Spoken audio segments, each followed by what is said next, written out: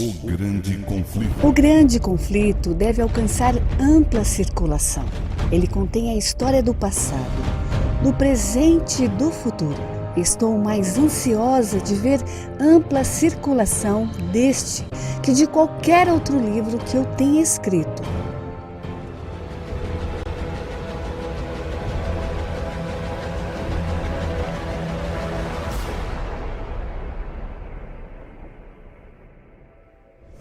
Olá, seja bem-vindo ao nosso programa. Hoje, dia 28 de janeiro. Amigos, estamos no fim praticamente deste mês, do ano 2023, primeiro mês, e estamos no dia santo do Senhor, o sábado, o dia que o Senhor estabeleceu para adoração, para comunhão, para relacionamento de famílias e também contemplarmos a obra do Senhor. Desde já quero desejar a você, seja adventista ou não, um feliz sábado.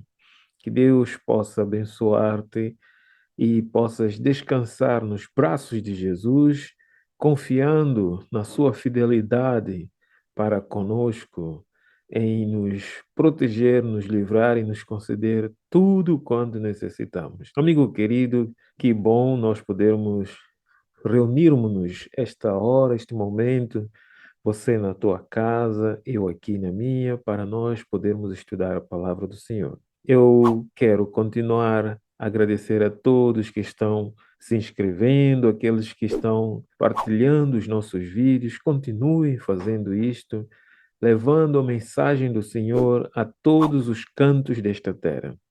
Deus possa vos abençoar. Quero convidar-vos a nós orarmos para que nós abrirmos a palavra do Senhor. Vamos orar?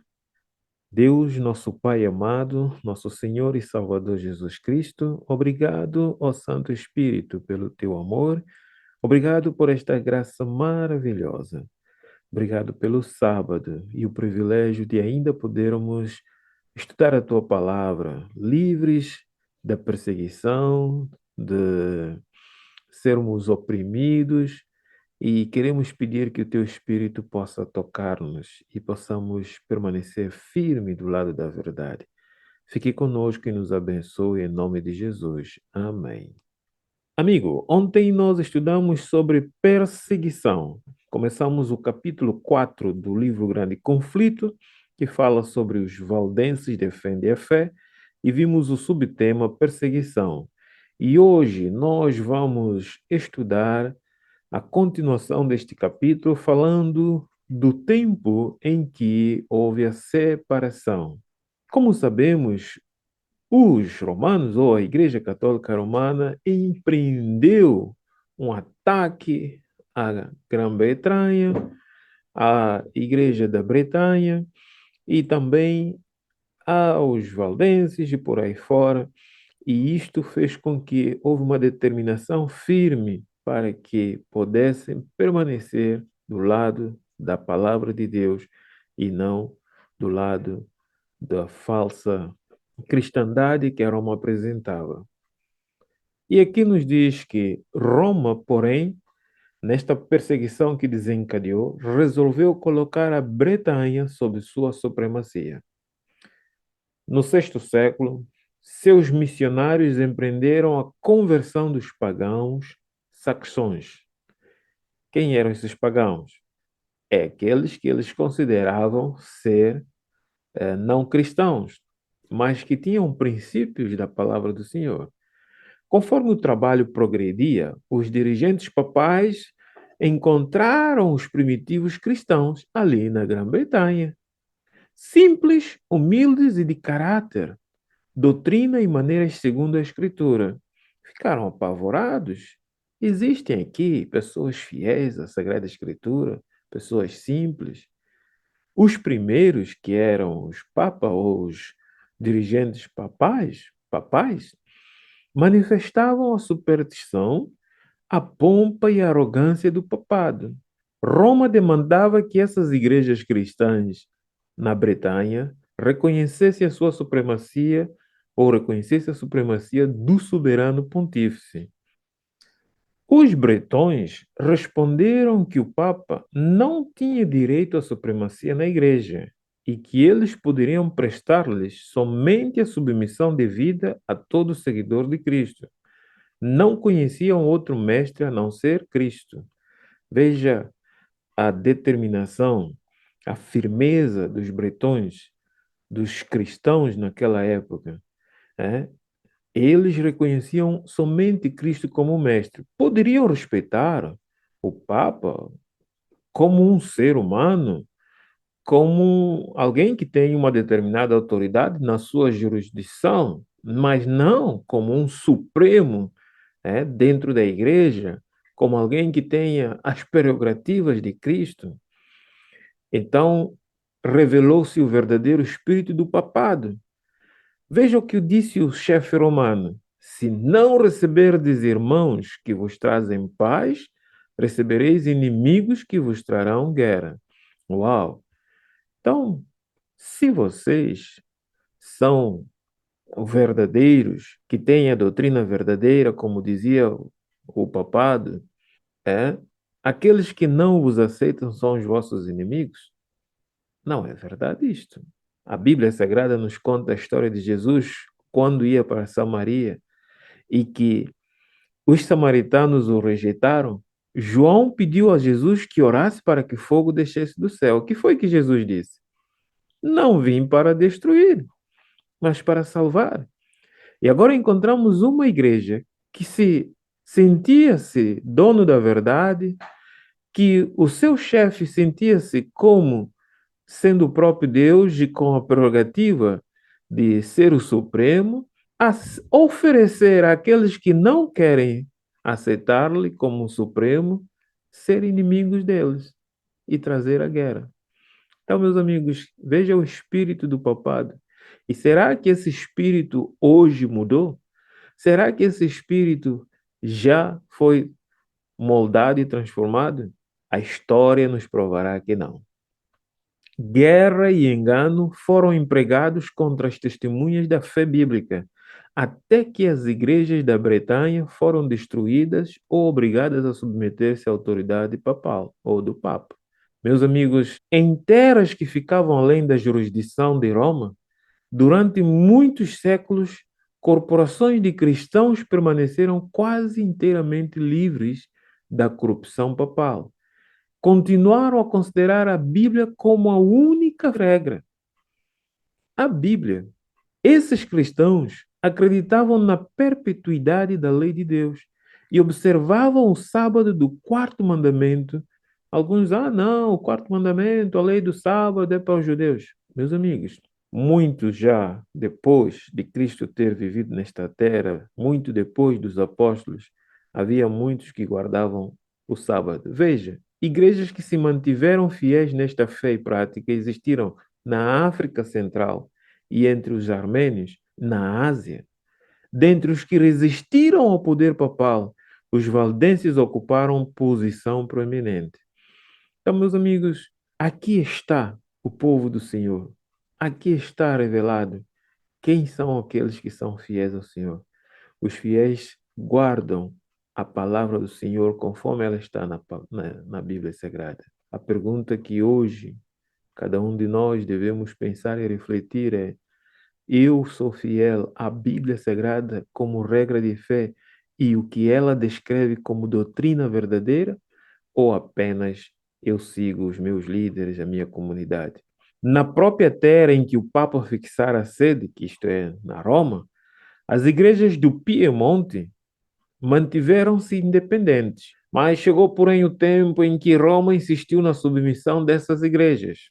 Isto é, o sistema estava disposto a ter o domínio completo aqui no Ocidente, completo sobre todas as pessoas, todas as denominações religiosas, inclusive até sobre os reis, como nós vimos no estudo passado. Houve alguns, entretanto, desses fiéis cristãos que se recusaram a ceder à autoridade do Papa ou do prelado, decididos a manter a pureza e simplicidade de sua fé. Os remanescentes. Em todo tempo Deus tem os seus remanescentes. Houve então separação. Os que se apegaram à antiga fé retiraram-se, abandonaram. Não se importaram pela congregação, pelas paredes das igrejas, pelos prelados, pelos líderes, mas simplesmente fixaram naquilo que era o objetivo, manter a fé genuína, a fé verdadeira. Alguns, abandonando os Alpes, alçaram a bandeira da verdade em terras estrangeiras. Outros se retiraram para as fortalezas das montanhas e ali perseveraram a liberdade do culto a Deus. Ali manteram a liberdade do culto a Deus. Sua crença religiosa, esses, baseavam-se na palavra escrita de Deus. Aqueles humildes camponeses excluídos do mundo não haviam por si sós chegados à verdade em oposição aos dogmas da igreja apóstata. Não era por causa da oposição da igreja apóstata que eles chegaram à verdade. Não é por causa do conflito que lhes levou a conhecer a verdade. Como muitos estão à espera de conhecer a verdade só quando houver conflito para ter certeza, afinal, sim, isto é que é verdade, aquilo que é mentira. Não. Eles preservavam a verdade como uma herança dos seus pais. Lutavam pela fé da igreja apostólica, a igreja que nós encontramos descrita no livro de Atos dos Apóstolos. A igreja no deserto e não a orgulhosa hierarquia entronizada na grande capital do mundo era a verdadeira igreja de Cristo, a depositária dos tesouros da verdade que Deus confiara ao seu povo para ser dada ao mundo. É esta igreja que você e eu devemos ter como centro no nosso coração. É esta igreja que está firmada na rocha. É a igreja que obedece os princípios de Deus, que é fiel aos mandamentos de Deus. Meus queridos amigos, a igreja de Piemonte, os irmãos valdenses, aqueles que tinham a fé dos seus pais, a fé apostólica, abandonaram a igreja católica. Abandonaram aqueles que se achavam que tinham a verdade, mas eram apenas falsos. Muitos de nós estamos agarrados aos nossos líderes, estamos agarrados às nossas comunidades religiosas, estamos agarrados aos nossos dogmas, mesmo que a verdade chegue a nós de forma nítida. Não queremos separar, mas, amigos, aqueles que realmente amam a Cristo e desejam viver a verdade tal como ela é, não compactuarão com o erro e se tiverem que fazer uma separação, o farão como os irmãos do passado fizeram. Preferiram a humildade da natureza do que a luxúria de um templo. Que Deus possa nos ajudar e nesta manhã, neste dia do sábado, que possamos ir com um coração contrito à presença do Senhor e estarmos dispostos a permanecer firme e fiel, seja o que for, ainda que tivermos que separar, como Jesus disse, se aquele que me quiser seguir, se não deixar pai e mãe, não deixar irmãos, não é digno de mim. Porque a situação, quando se põe em questão a verdade, não há pai, não há irmão, não há pastor, não há líder, não há comunidade de quatro paredes, mas sim unicamente Cristo e a sua doutrina devemos seguir. Vamos orar. Amado Deus, eterno Pai, obrigado por estas verdades que nos traz força e coragem. Estamos chegando o tempo em que nós teremos que tomar a nossa decisão de que lado queremos estar. Ajuda-nos, Senhor. Dá-nos força e através da história desses homens do passado, desses irmãos do passado, possamos ter coragem também de dizer não ao erro. Se tivermos que separar, possamos olhar unicamente para Cristo, nosso Salvador. Fique conosco e nos abençoe e santifique. Em nome de Jesus. Amém. Prezado amigo, amanhã não perca o que vem. Nós teremos a continuação do capítulo 4 e o subtema será Roma se defronta com a religião bíblica. Você é o nosso convidado especial. Participe conosco e não esqueça de partilhar com os teus amigos. E até lá, um grande abraço. Deus te abençoe.